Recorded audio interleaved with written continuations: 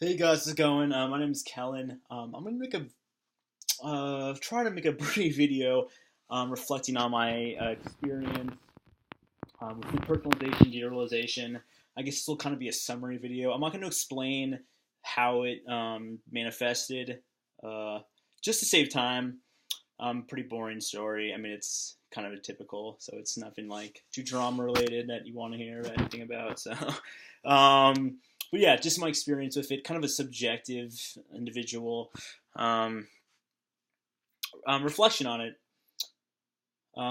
So first, they're both dissociative symptoms. Obviously, it's dissociative experiences rather. Uh, Depersonalization is kind of a disconnection from yourself. Uh, Common term for it, out of body experience. You kind of feel like you're observing yourself not holistically or personally like you usually do. It's kind of like you're looking at a foreign entity. Um, Perceptively, at least, you still have a actual semantical understanding that you're not or rather a very personal understanding that you're not a um, foreign body. You still have a logical and realistic awareness of what's going on. You're not. It's not a delusional symptom or delusional kind of sense of perception. It's more of just the actual visceral experience in itself. Um, yeah, like things feel detached from yourself. And again, it's not like this just automatic, holistic understanding or just acceptance of what you are. You're questioning what you are, or you're questioning how you view yourself. And I think that's a big part about dissociative experiences in themselves at that level of a depersonalization and derealization. It's kind of just questioning what's usually accepted. It's kind of viewing it at a level of um, constant constant like hyper activity, if that makes any sense. And it makes more. It'll make more sense when I get into derealization, um, which I guess I will too now. I'll bridge into it. Derealization is kind of not accepting, or it's kind of viewing things around you as being fake, artificial, unfamiliar, kind of surreal, uh, which is kind of strange. So it's kind of viewing things that you know that you have an understanding of, but it seems unfamiliar. Like you have to understand the reality of it. And I've kind of had like very metaphysical experiences and concerning that. Just kind of questioning the existence of things. And that's another thing. Like dissociation kind of um, conjures up feelings of kind of philosophical ideas, like very deep things. Even if you don't have an education of metaphysics or just the existence of anything, just kind of question it at a very um, just raw level.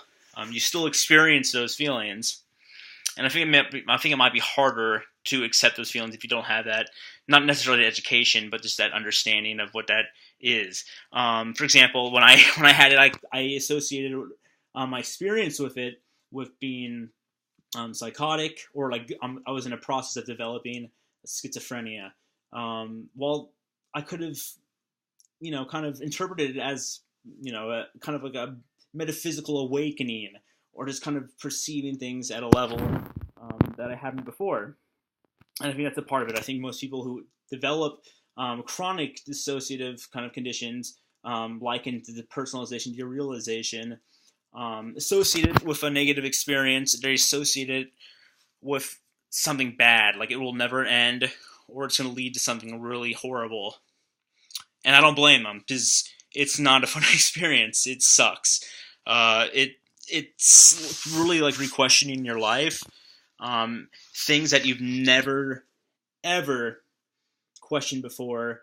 Your your perception of your family, your best friends, your home, it all becomes unfamiliar. Everything becomes, it's all there, but there's a veil in front of you. Like you don't fucking get it.